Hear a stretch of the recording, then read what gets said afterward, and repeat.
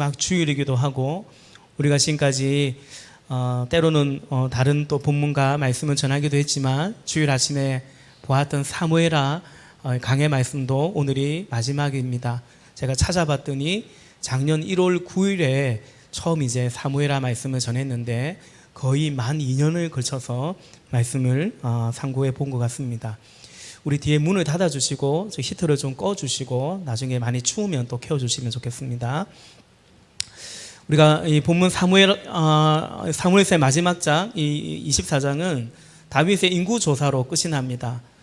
그것은 하나님 보시기에 악한 것이었습니다.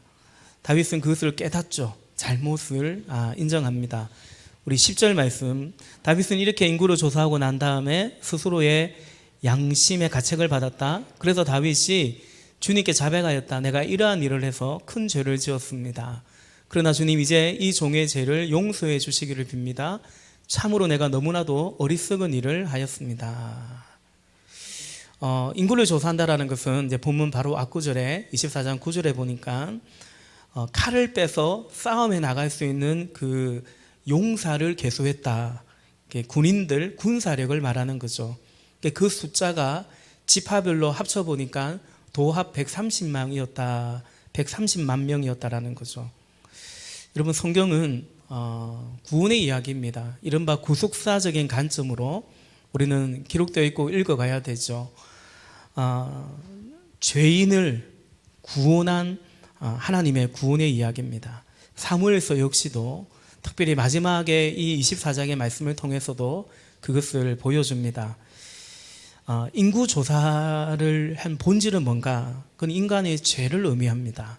그러니까 하나님을 믿고 마땅히 하나님 믿고 의지하고 살아야 되는데 그 숫자를 믿고 사람의 숫자든 다른 그 어떤 숫자든 그거 이제 믿고 살겠다라는 거죠.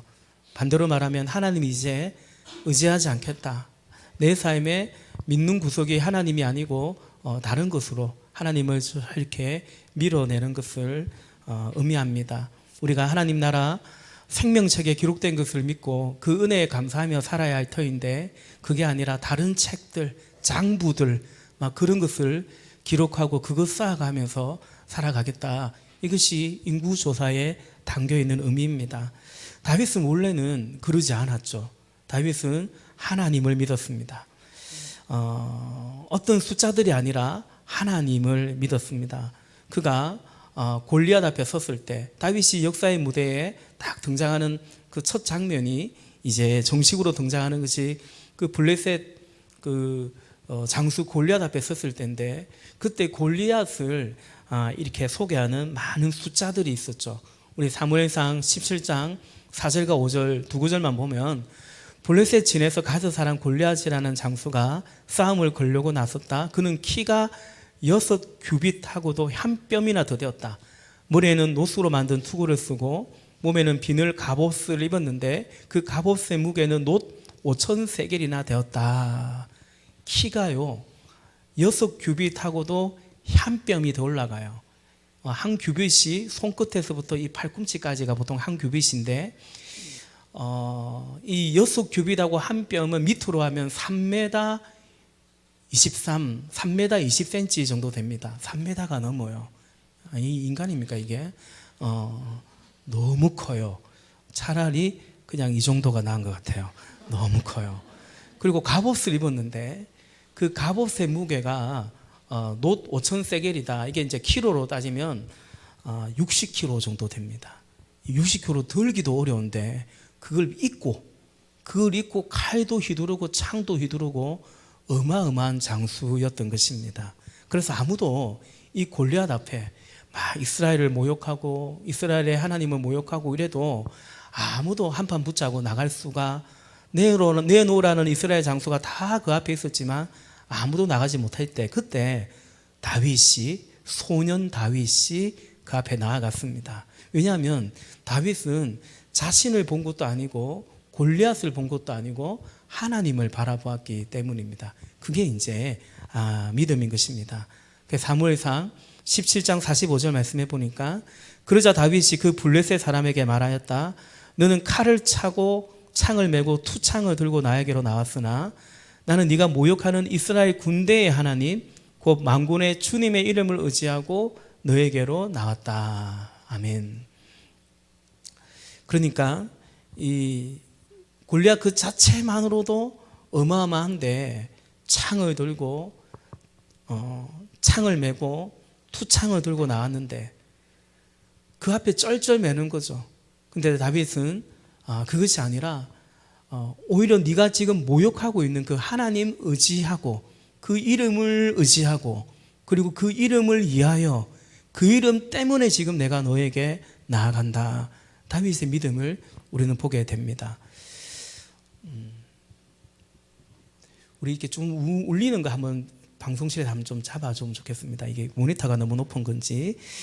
자, 그래요. 우리 빨리 예배당 채우면 조금 더 많이 좋아지겠죠. 우리 사무엘서에 보면 인구조사가 여기 24장이 제일 마지막 장인데요. 근데 우리가 지금 요즘 통독하고 있는 역대상을 보면 21장에 나와 있어요. 근데 21장 전에는 어떤 이야기냐면 다윗이 그 적과 싸우는 정복 전쟁 이야기가 나옵니다. 다윗이 왕으로서 정복 전쟁을 할 때에 그는 철저하게 하나님을 의지하고서 전쟁을 합니다.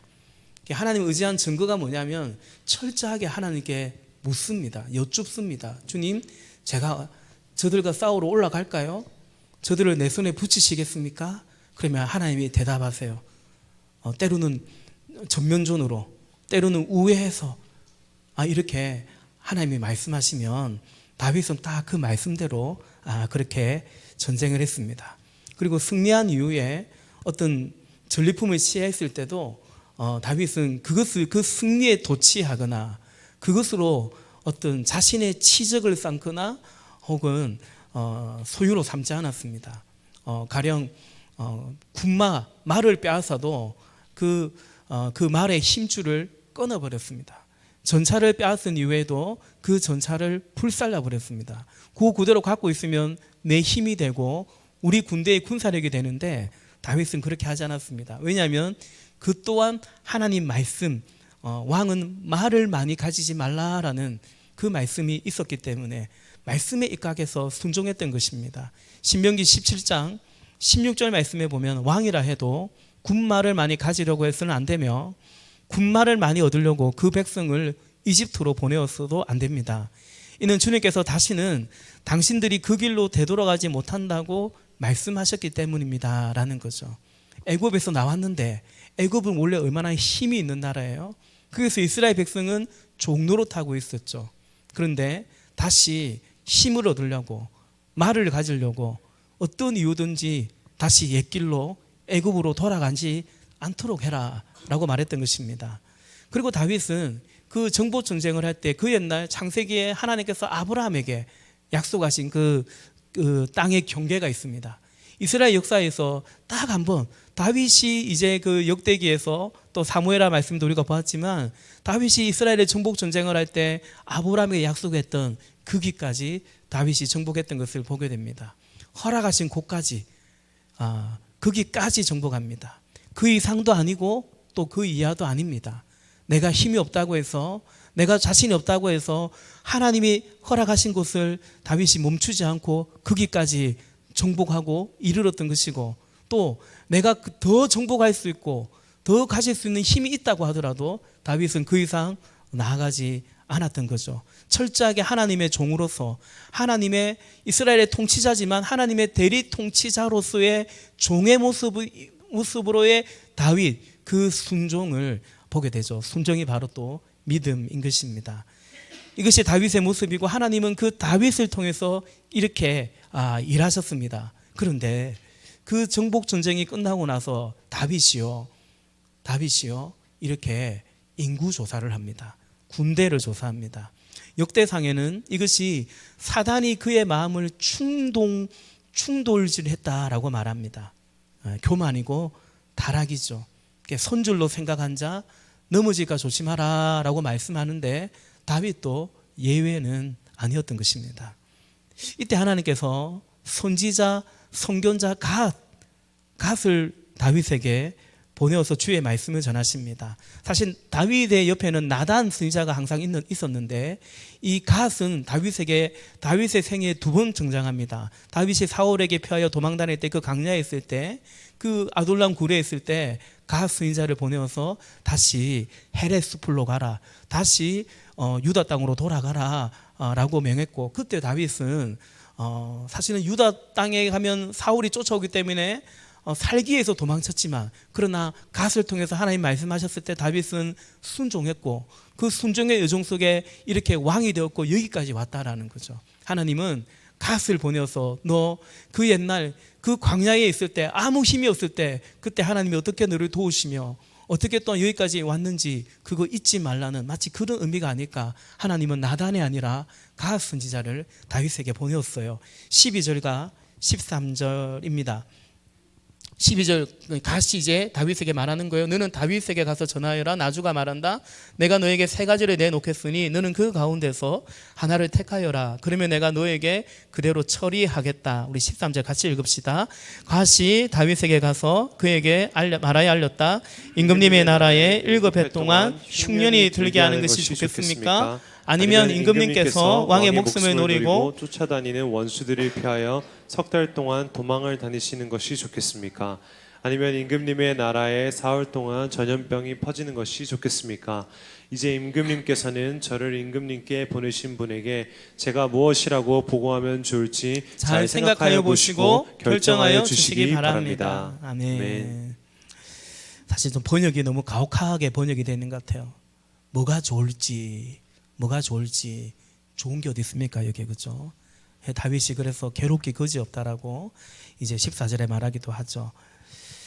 여러분, 이것은 매우 이례적인 특별한 케이스라는 것을 좀 이해해야 됩니다. 무슨 말이냐면, 우리가 죄를 지으면 하나님은 벌을 주시는데 여기 복이 1, 2, 3번 딱 정해놓고 이 중에서 어떤 벌 받을래, 이런 케이스는 사실 거의 없죠. 어쨌든 본문에서 하나님께서는 다윗에게는 그리하셨는데요. 그런데 이 안에서도 하나님이 주시는 메시지가 있는 것입니다. 본문 14절을 읽을 때 우리는 그 메시지를 발견할 수 있는 것 같아요. 우리 14절 또 같이 읽읍시다. 시작. 그러자 다윗이 갓에게 대답하였다. 괴롭기가 그지없습니다. 그래도 주님은 자비가 많으신 분이니 차라리 우리가 주님의 손에 벌을 받겠습니다. 사람의 손에 벌을 받고 싶지는 않습니다. 아멘. 오늘 말씀의 제목이 사람의 손, 주님의 손, 또 나의 손, 말씀의 제목입니다. 14절에 다윗이 괴롭기 그지없는데 그래도 주님은 자비가 많으신 분이니 차라리 우리가 주님의 손에 벌을 받겠습니다. 사람의 손에 벌을 받고 싶지는 않습니다 라고 말하죠. 여기서 우리는 다윗의 진실한 회개, 통회의 모습을 보게 됩니다. 인구조사를 했다라는 것이 결국은 주님의 손이 아니라 사람의 손을 의지하겠다라는 것을, 그것이었다라는 것을 다윗이 인정하는 것입니다. 다윗은 그래서 비록 지금 징계일지라도, 매를 맞는 것이라 할지라도 사람의 손이 아닌 주님의 손에 벌을 받겠노라, 그렇게 말하고 있습니다. 그래야 15절에 이스라엘의 전염병이, 그 심판이, 징계가 임하는데요. 여러분, 다윗이 인구를 조사할 때 단에서부터 브레세바까지, 한마디로 백두에서 할라까지 인구 조사를 명했는데 그대로 이 전염병이 단에서 브레세바에 이르기까지 그 백성 가운데 7만 명이 죽어갔던 것입니다. 다윗은 하나님의 이 징계 가운데 목숨을 걸고 하나님께 기도를 올리죠. 17절 말씀 볼까요? 17절입니다. 그때에 다윗이 백성을 쳐 죽이는 천사를 보고 주님께 아뢰었다. 바로 내가 죄를 지은 사람입니다. 바로 내가 이런 악을 저지른 사람입니다. 백성은 양떼일 뿐입니다. 그들에게는 아무런 잘못도 없습니다. 나와 내 아버지의 집안을 쳐 주십시오. 아멘. 여러분, 이것이 회개의 모습입니다. 참된 회개는 다윗의 모습을 통해서 참된 회개를 볼 수 있는데, 첫 번째는 죄를 정확하게 인정하는 것입니다. 그냥 두루뭉술하게 말하지 않아요. 내가 죄를 지었다는 겁니다. 두 번째 참된 회개는 하나님의 심판, 그 죄에 대한 하나님의 심판과 징계가 정당하다는 것을 인정하는 겁니다. 한마디로 내가 틀렸고 하나님이 옳다라는 것을 인정하는 것이 회개입니다. 그리할 때 하나님은 이제 갓을 통하여 다시 한번 다윗에게 말씀하십니다. 그것이 18절과 19절 말씀인데 우리도 같이 읽어봅시다. 18절입니다. 그날 갓이 다윗에게 와서 말하였다. 여부수 사람 아라우나의 타작마당으로 올라가셔서 거기에서 주님께 제단을 쌓으십시오. 다윗은 갓이 전하여준 주님의 명령에 따라서 그곳으로 올라갔다. 아멘. 말씀하세요. 제사를 드리라라는 것입니다. 이것이 그 죄를 사함받는, 구원받는 길이라고 말씀합니다. 다윗은 적시로 순종하여 지시하신 그곳으로 올라갔지요.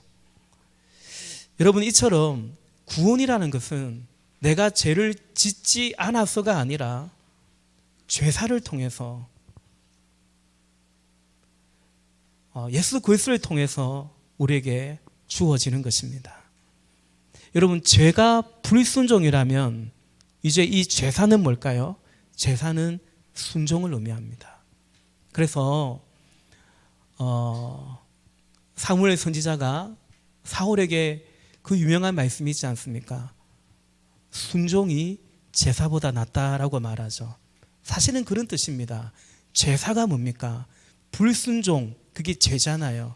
그 죄에 대한 인정이 제사거든요. 그게 순종이죠. 그래서 다시 말해서 제사는 순종이라는 것을, 순종이 없는 제사는 제사가 아니다라는 거죠. 여러분, 이 제사 안에는 하나님의 공의, 이 죄에 대하여 심판하시는 이 하나님의 공의가 이 제사 안에서 충족되는 것입니다. 그것이 제물이에요. 그래서 흠없고 점없는 제물이, 그 제물이 죽음으로 이 죄의 값을 올려지는 것입니다. 그 제물을 드리는 것이 순종입니다. 여러분, 이 제물이, 이 순종이 완전한 제물이요, 완전한 순종으로 하나님께 올려드린 바로 그분이 예수 그리스도고, 우리는 예수 그리스도를 통하여 온전히 주님께 이렇게 제사할 수 있는 것입니다. 예배하는 것입니다. 그래서 여러분, 결국 인간은 왜 심판에 이르게 되냐면 그 제사마저도 거부하기 때문에 심판에 이르게 됩니다. 하나님의 구원, 공의가 되시는 예수 그리스도, 예수님을 끝내 거부해서 결국은 영원한 형벌에 이르게 되는 것입니다. 요한복음 3장 17절과 18절 말씀에 보면 하나님께서 아들을 세상에 보내신 것은 세상을 심판하시려는 것이 아니라 아들을 통하여, 예수 그리스도를 통하여 세상을 구원하시려는 것이다. 아들을 믿는 사람은 심판을 받지 않는다. 그러나 믿지 않는 사람은 이미 심판을 받았다. 그러니까 여러분, 우리가 예수 믿지 않아서 심판을 받는 게 아니고 이미 죄 가운데 심판 안에 놓여 있는 거예요. 근데 우리가 예수 그리스도 통해서 구원을 받는 것이고, 그러나 그 똑같이 심판 안에 놓여 있는데 끝내 하나님의 독생자의 이름을 믿지 않는 자, 그것을 거절하는 자는 이미 심판에 놓여 있고 마침내 그 심판의 날이 이르게 되는 것이죠. 이미 심판 안에 있는 거죠. 그리고 끝내 구원의 기회를 거부한 것입니다. 사랑하는 여러분, 오늘이 2023년 마지막 주일이고 마지막 날이기도 합니다. 우리가 보통 무엇인가 끝을 낼 때는 유종의 미를 거두자, 끝을 잘 맺자, 그런 말을 하죠. 여러분, 그런 점에서 우리 그리스도인들이 정말 맺어야 될 유종의 미가 뭐겠습니까? 이 한 해를 마무리하면서 정말 우리가 잘 맺어야 될 것이 무엇이겠습니까? 그것은 하나님 앞에서의 성찰과 참회입니다. 우리를 돌아보는 거예요. 그리고 그 안에서 이 한 해를 돌아보면서 그 안에서 감사를 드리는 거죠. 근데 여러분, 참된 감사는 성찰과 참회를 통해서 진정한 감사가 나옵니다. 복음 안에서 진정으로 감사하게 됩니다. 우리가 드릴 근원적이고 최종적인 감사는 복음이죠. 예수 그리스도입니다. 예수님을 보내주신 하나님의 사랑, 예수님을 통해서 우리를 살리신 그 구원에 대한 감사인 것입니다. 근데 여러분, 이것은 참된 회개 속에서 비로소 고백되는 감사입니다. 내가 어떤 죄를 지었는지, 그 죄의 심판이 무엇인지, 난 그럴 수밖에 없는데 거기서 어떻게 해결할 수가 없고 헤어놓을 수가 없는데, 근데 어떻게 나 같은 죄인을 위해서 하나님은 예수 그리스도를 보내주셨고, 예수님은 왜 나를 위해서 그렇게 죽으셨고, 그래서 나를 살려놓으셨는지, 구원해 주셨는지, 그만한 감사가 어디 있겠습니까? 참된 그리스도인의 진정한 근원적이고 궁극적인 감사는 바로 예수 그리스도입니다. 여러분, 근데 이 믿음을요, 예수님을 그냥 기본값처럼 생각하는 거죠. 이거 뭐 다 믿는 것 같고, 예수님은 뭐 온 세상을 위해서 구원해 주신 것 같고, 감사는 감사인데 그 안에서 내가 어떻게 살아가는가, 그 안에서 올해 나에게는 어떤 일이 있었는가, 자꾸 우리가 그런 곳에서 너무 지나치게 감사를 찾으려고 해요. 그 지엽적인 거죠. 그것도 감사하시고, 그러나 근원적으로 궁극적으로 우리가 감사할 것은 무엇입니까? 하나님께서 외아들을 주시기까지 우리를 사랑하신 그 감사이죠. 여러분은 이 참된 회개 속에서 진정한 감사를 하게 되고, 그리고 그 감사 속에서 우리는 비로소 우리에게 주시는 진정한 평안과 자유와 안식을 누리게 됩니다. 여러분, 그렇습니다. 다른 것이 아무리 우리에게 풍성하다 할지라도 누가복음에 나오는 예수님이 말씀하신 어리석은 부자가 있지 않습니까? 너무 많이 가진 게 많아요. 창고를 쌓고 또 쌓아요. 그러나 그에게 없는 것이 있어요. 예수 그리스도가 없는 것입니다. 그래서 그가 자기에게 체면 걸듯이 뭐라고 말합니까? 이제 이렇게 많이 가졌으니, 쌓아놨으니 내 영혼아 평안해라. 내 영혼아 평안해라. 너 왜 또 걱정하냐? 이렇게 많은데도 왜 걱정하냐? 왜 불안하냐? 왜 그렇게 안달이 나냐? 어떻게 해요? 그런데 어떻게 해요? 그 어리석은 부자라 그러죠. 예수 그리스도가 없는 인생이 그런 것입니다. 그래서 우리는 예수 그리스도의 이 복음을 그 누구에게도 우리는 전해야 되는 것입니다. 사랑하는 여러분, 예수 그리스도를 의지하여 회개할 수 있기를 바랍니다. 예수 그리스도로 인하여 감사할 수 있기를 바랍니다. 예수 그리스도로 인하여 평안과 자유와 승리를 누리시기를 예수님의 이름으로 축복합니다. 예수 그리스도로 인하여입니다. 오직 여기에 생명이 있는 것입니다. 예수 없는 참회, 예수 없는 반성, 예수 없는 회개 소용없습니다. 그러니 여러분, 예수 없는, 예수님을 하나님의 로마서 8장의 말씀처럼 우리 주 예수 그리스도 안에 있는 하나님의 사랑이거든요. 예수 그리스도 안에서 진정한 감사가, 자유와 평안과 안식이 있는 것입니다. 말씀의 결론에 이르기 전에 오늘 인구조사의 의미를 한 번 더 생각해 볼 필요가 있을 것 같아요. 그래야 할 때 다윗이 회개했다는 거, 다윗이 이제 마지막으로 하나님께 제사를 드리는데 이 제사의 의미가 무엇인지를 조금 더 명확하게 알 수 있을 것 같습니다. 여러분, 하나님께서도 이스라엘 백성들에게 인구를 조사하라고 명한 적이 있습니다. 출애굽의 여정 속에 출애굽기에서 한 번, 그리고 민수기는 아예 그 책 이름 자체가 넘버스, 그러니까 백성을 세하리는 그 책 아닙니까? 그 민수기에서도 그렇게 말했죠. 우리 출애굽기 한번 봅시다. 우리 조금 뒤로 돌아서 찾아볼까요? 출애굽기 30장을 한번 펼쳐보겠습니다. 출애굽기 30장입니다.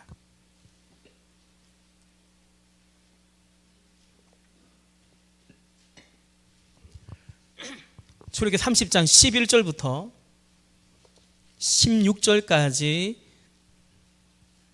동일하게 교독해서 읽겠습니다. 주님께서 모세에게 말씀하셨다. 이스라엘의 자손의 수를 세어 인구를 조사할 때 그들은 각자 자기 목숨값으로 속전을 주에게 바쳐야 한다. 그리하면 인구를 조사할 때에 그들에게 재앙이 미치지 않을 것이다. 인구 조사를 받는 사람은 누구나 성소의 세겔로 반 세겔을 내야 한다. 한 세겔은 20게라이다. 이 반 세겔을 주에게 올리는 예물이다. 20살이 넘은 남자 곧 인구 조사를 받는 사람은 누구나 다 주에게 이 예물을 바쳐야 한다. 너희가 목숨값으로 속전을 주에게 올리는 예물은 반 세겔이다. 부자라고 해서 이보다 더 많이 내거나 가난한 사람이라고 해서 이보다 덜 내는 일이 없도록 하여라. 너는 이스라엘 자손에게 속전을 받아 회목 비용으로 쓸 수 있게 내주어라. 나주는 이것을 너희 목숨값의 속전으로 여기고 너희 이스라엘 자손을 기억하여 지켜줄 것이다. 아멘. 인구를 조사하라 그래요. 자기 목숨값으로 속전을 바쳐라고 말합니다. 이 속전은 훗날 성전세라고 하죠. 예수님 때에도 이 성전세를 예수님도 사실 성전의 주인인데 예수님도 그 성전세를 내시기도 했습니다. 여기서 우리는 하나님께서 인구를 조사하라 할 때 하나님께서 규정한 몇 가지 사실을 보게 됩니다. 첫째는 너희 목숨의 값은 속전이라고 말합니다. 목숨이 생명이죠. 근데 이 사람의 생명이 하나님 보시기에는 사람의 생명이 어디에 달려있냐면 속전에 달려있다라고 말하는 겁니다. 죄사함을 받아야 살 수 있다라는 말씀입니다. 속전이죠. 이 속전은 15절에 반세겔인데요. 이게 은의 앞에 단입니다. 반세겔은 무게로 단다면 은 5g 정도가 된다라고 해요. 근데 여러분 15절에 보니까 이 속전은 부유한 자나 가난한 자나 모두 다 같았습니다. 원래 하나님께 드리는 제사의 제물은 그렇지 않았거든요. 많이 가진 자는 소나 양이나 염소나 이런 걸 바치고 가난한 자는 비둘기 새끼를 바치고 그것도 바치기 어려우면 고운 가루, 에바 가루를 곡물 제사도 바치도록 하셨어요. 그런데 이 속전은 똑같아요. 반세겔이었다라는 것입니다. 무슨 뜻이냐면 모든 사람은 같다라는 거예요. 모든 사람은 죄인이고 모든 사람은 죄사함을 받아야 되고 속전을 바쳐야 된다라는 말입니다. 우리가 이 땅에서 사람과 사람 사이에서 분명히 있죠. 모든 사람이 다 같나요? 많이 가진 자가 있고 적게 가진 자가 있고 힘이 있는 자가 있고 그에 비하여 힘이 없는 자들이 있고 우리가 사람 위에 사람 없고 사람 밑에 사람 없다 말하지만 현실이 어디 그렇습니까? 사람 위에 내 위에 사람이 있는 것 같아요. 또 내 밑에 누가 있는 것처럼 생각할 때도 있는 것이죠. 여러분 인간의 욕망 중에 욕망은 사실은 그래서 너와 내가 같냐? 야 너하고 나하고 같냐? 이게 인간의 욕망이거든요. 쟤랑 나랑 같나요? 우리 각자가 달라요. 자기 머릿속에 꼭 그런 사람이 있어요. 쟤보다는 내가 나아야지. 이런 거 있거든요. 이게 인간의 욕망입니다. 그래서 인간의 욕망이 만들어 놓은 인간의 역사는 차별의 역사였어요. 늘 차별하죠. 심지어 피부색으로 차별하고요. 신분으로 차별하고요. 뭘 했어도 아니고 날 때부터 아예 차별된 이제 그런 거죠. 계급으로 나뉘고요. 복음은 그런 인류의 역사의 종지부를 찍어 갔던 것입니다. 사람은 다 죄인이고요. 하나님은 이 세상을 이처럼 사랑해서 그를 믿는 자는 누구든지 멸망당하지 않고 영생을 얻도록 하셨고요. 모든 사람은 다 속전을 바쳐야 제3을 받아야 한다는 것입니다. 여러분 그런 점에서 우리가 이 복음을 믿는 내가 복음을 알고 있고 믿고 있다는 증거 중에 하나가 뭐냐면 사람을 어떻게 보느냐 사람을 어떻게 대하느냐입니다. 복음은 이제 사람의 손이 아닌 주님의 손을 붙잡는 거잖아요. 복음은 이제 나 자신을 포함해서 사람이 도대체 뭐냐 그걸 아는 것이거든요. 사람은 어떤 존재예요? 사람은 살아도 산 게 아니에요. 속전, 제사함을 받아야 살 수 있는 거예요. 속전으로 구원받아야 될 사람일 뿐인 것입니다. 사람이 사람을 구원할 수 없어요. 누가 나를 살려줄 것 같지만 아니요, 못 살려요. 누가 나를 어떻게 할 것 같지만, 심판할 것 같지만, 아니요, 그 사람이 나를 어떻게 할 수 없어요. 복음은 이제 그걸 깨닫는 거죠. 여러분, 여러분에게 사람은 어떤 존재입니까? 사람은 이제 우리는 의지의 대상이 아닙니다. 두려움의 대상도 아닌 것입니다. 구원할 대상이요, 그리스도의 사랑 안에서 볼 때 긍휼히 여길 대상이요, 받은 우리가 은사와 은혜에 따라서, 그죠? 그럴 수 있다면 이제 사람은 섬겨야 되는, 내가 섬겨야 되는 대상인 것입니다. 그리고 때로 하나님 앞에서 우리는 사람에게 분명히 아니라고, 노라고도 말해야 되는 것입니다. 사도행전에 그 베드로와 요한이 그 시퍼런 권력인 그 공회 앞에서, 야, 다시는 예수 이름으로 가르치도 말고 예수 이름으로 말하지도 말라고 했을 때, 그 공회 앞에서요, 베드로가 뭐라고 말합니까? 하나님 앞에서 너의 말 듣는 것이 옳은가? 사람의 말을 듣는 것이 옳은가? 하나님의 말이 듣는 게 옳은가? 너희가 한번 판단해보라. 우리는 보고 들은 것을 말하지 않을 수 없다, 노라고, 그들의 요구에 대하여 아니라, 그럴 수 없다라고 말했던 것입니다. 부자나 가난한 자나 다 구원받아야 돼요. 다 속전을 내야 되는 거예요. 세 번째, 우리 출애굽기 30장에서 하나님이 규정하는 사람은 어떤 존재냐, 그 인구조사에서 규정하고 있는 사실은 뭐냐면 14절에 20살이 넘은 남자만 이 속전을 내라 라고 말하죠.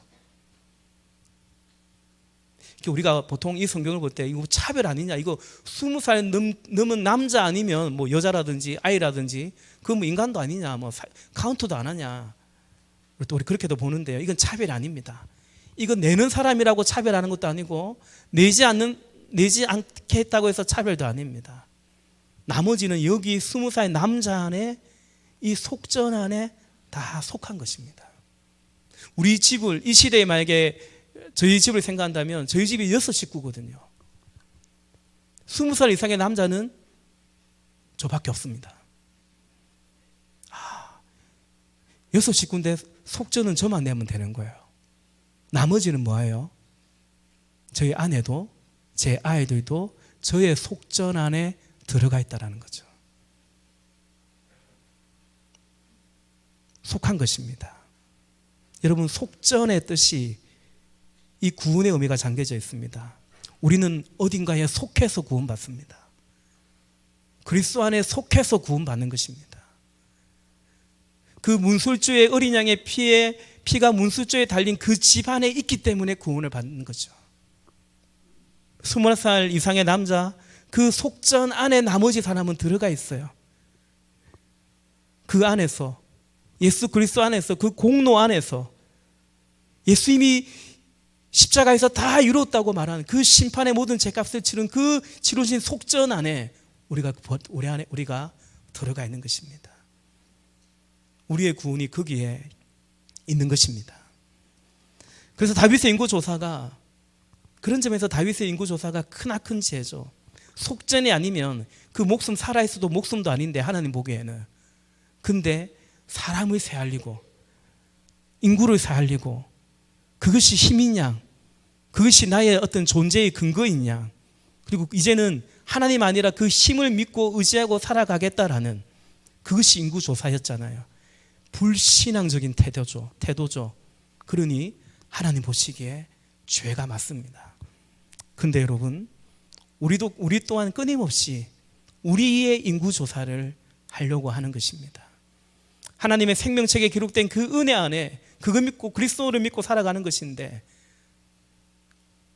믿기는 믿고 안 믿는다고 하지도 않아요. 믿기는 믿고, 그러나 계속 다른 책들을, 말씀드린 것처럼 막 장부들을 기록하고 쌓아가며 그 장부 의지하면서 그거 들이밀면서 살아가려고 하지 않는가라는 거죠.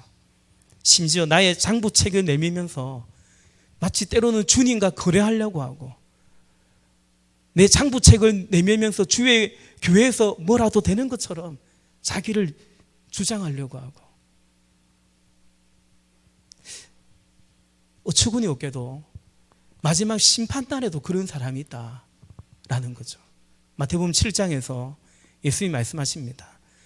마태복음 7장 21절의 말씀에 나더러 주님, 나더러 주여 주여 하는 사람이라고 해서 다 하늘나라에 들어가는 것이 아니다. 하늘에 계신 내 아버지의 뜻을 행하는 사람이야 들어간다 말씀합니다. 여러분, 여기에 자신 있는 사람 어디 있겠습니까? 나 아버지 뜻대로 다 행했으니 나 천국 들어갈 수 있다고 말할 사람 어디 있겠습니까? 그러니 여러분, 우리는 예수 공로 의지해서 속전으로 말미암아 예수 안에 속해서 말미암아 그 은혜 의지하고 나가는 거죠. 물론 우리는 그 은혜 안에서 충성도 하고요, 순종도 하고요, 헌신도 합니다마는, 그러나 어찌 내가 주의 뜻대로 다 행했다라고 말할 수 있겠습니까? 근데 22절에 그날에 많은 사람이 나에게 말하기를, 주님, 우리가 주의 이름으로 예언을 하고 귀신 쫓아내고 많은 기적을 행했지 않습니까? 내가 이것도 하고 저것도 하고 그렇게 했지 않느냐는 거죠. 23절, 그때 내가 그들에게 분명히 말할 것이다. 나는 너희를 도무지 알지 못한다. 불법을 행하는 자들아, 내게서 물러가라 말씀하는 것입니다. 오직 믿음으로, 오직 은혜로, 예수 공로로 우리는 영원한 생명에 거할 수 있는 것입니다. 말씀을 맺겠습니다.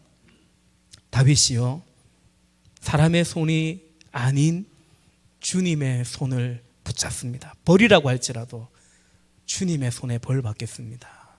이게 회개요, 이것이 믿음입니다. 그리고 이제 하나님 앞에 제사를 드릴 때 그의 손으로 드립니다. 나의 손으로 드립니다. 진정한 회개와 믿음은 이제 나의 손을, 내 손을, 주님의 손을 붙잡는 것이고, 그리고 나의 손으로 주님께 나아가며 바치는 거죠. 우리 다시 본문 사무엘하 24장, 죄송해요, 왔다 갔다 해서 한번 돌아오시겠습니까? 사무엘하 24장 21절 말씀 보십시다. 24장 21절 말씀. 그런 다음에 물었다. 어찌하여 높으신 임금님께서 이 종에게 오십니까? 다윗이 대답하였다. 그대에게서 이 타작마당을 사서 내 손으로 주님께 제단을 쌓아서 백성에게 내리는 재앙을 그치게 하려고 하오 말하는 거죠. 하나님께서 갓 선지자를 통해서 제사를 바치라 했어요. 18절에 여부스 사람 아라우나의 타작마당으로 올라가서 거기서 주님께 제단을 쌓으라고 했습니다. 올라갑니다. 아라우나가 보니까 왕이 오는 거예요. 왜 오시냐 보니까 여기서 제단을 쌓고 제사를 드리겠다는 거예요. 그래서 이 아라우나가 바칩니다. 이 땅도 바치고 자기가 마침 키우고 있던 소가 있었는데 그것도 제물로 바치겠다고, 왕에게 드리겠다고 합니다. 하나님께 바치겠다고 합니다. 그랬더니 다윗이 말하는 거죠. 아니라고. 내가 이 타작마당을 사서 내 손으로 주님께 제단을 쌓아서 그렇게 제사하겠노라, 백성에게 내리는 재앙이 멈추겠노라 하겠다는 거죠. 우리 24절 볼까요?